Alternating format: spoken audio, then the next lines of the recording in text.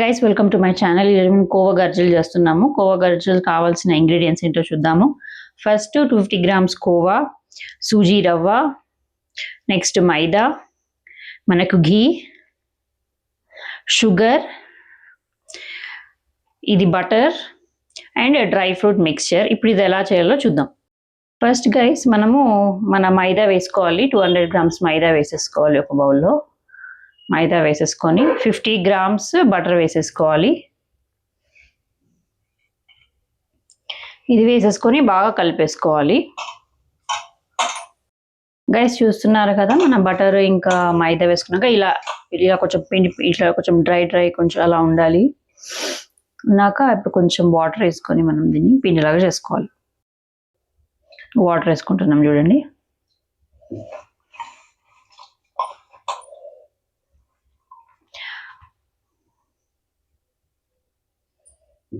ఈ కోవా గజ్జలు అయితే నోట్లో వేసుకుంటే కరిగిపోతాయి. One of the main reason khoa and butter. చాలా టేస్టీ ఐటమ్ గైస్. చూస్తున్నారు కదా గైస్, ఇలా గట్టిగా ఒక ముద్దలాగా చేసి పెట్టుకోవాలి. దీని తర్వాత ఏం చేయాలో చూద్దాం. ఫస్ట్ ఏంటంటే దీన్ని ఒక 20 minutes అలా రెస్ట్ చేసి పెట్టేయాలి. సరే కదా గైస్, మన సూజీ రవ్వ ఫ్రై అయిపోయింది. ఇప్పుడు దీంట్లో మనము కోవా వేసేసుకోవాలి.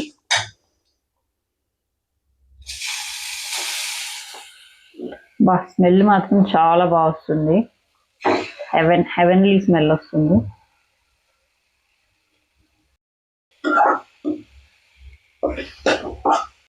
చూస్తున్నారు కదా గైస్, మన కోవా ఇంకా సూజీ రవ్వ మిక్స్ అయింది. ఇప్పుడు నెక్స్ట్ స్టెప్ షుగర్ వేసుకోవడము. ఇది కూడా బాగా కలిసేదాకా మనం కలుపుకుంటూ ఉండాలన్నమాట. చూస్తున్నారు కదా గైస్, మనం షుగర్ వేసాక ఇలా లూజ్ అవుతుంది. ఓకేనా. నెక్స్ట్ మనం డ్రై ఫ్రూట్ మిక్చర్ అది వేసుకోవాలి. ట్రస్ట్ మీ గైస్, ఇదైతే మోస్ట్ టేస్టియస్ట్ డిష్ మా ఛానల్లో. ఇది నా ఫేవరెట్ యాక్చువల్లీ. మీకు కూడా ఫేవరెట్ అయిపోతుంది. చాలా టేస్టీ ఇది. నెక్స్ట్ స్టెప్, మనం స్టవ్ ఆఫ్ చేసేసుకొని ఇది కూల్ అవ్వడానికి ఒక 20 minutes పక్కన పెట్టేయాలి. కూల్ అయ్యాక మనం గర్జలు ఎలా చేసుకోవాలో చూద్దాం. ఇలా బేలాంచుకోవాలి గైస్. చూస్తున్నారు కదా, బాల్స్ లాగా చేసేసి మనం ఇలా పెట్టేసుకోవాలి.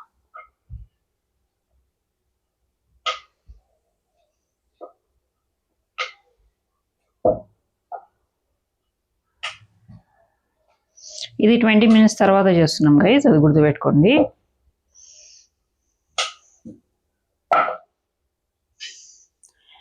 మనం ఇందాక వేయించాం కదా, ఆ మిక్చర్ తీసుకుంటున్నాము, ఇందులో వేసుకుంటున్నాము.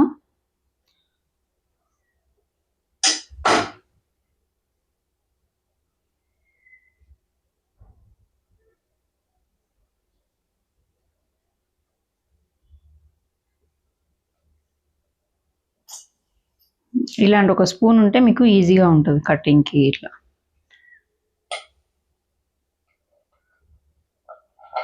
ఎండ్స్ కట్ చేసుకోవడానికి ఇలా కట్ చేసి పెట్టేసుకోవాలి.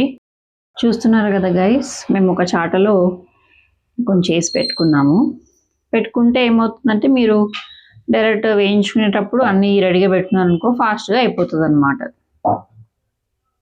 సో గైస్, ఇప్పుడు మనం వేయించుకుంటున్నాం చూడండి.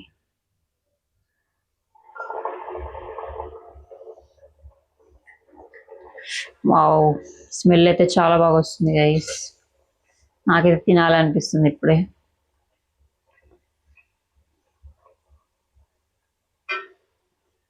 ఇది మా నాయనమ్మ నేర్పించిన రెసిపీ. చాలా టేస్టీ ఉంటుంది. మేము ఫస్ట్ టైం చేసినప్పుడు మా వేరే డాగ్ కూడా ఉండేది. సో మేము అందరం కింద కూర్చొని చేసాము అప్పుడు.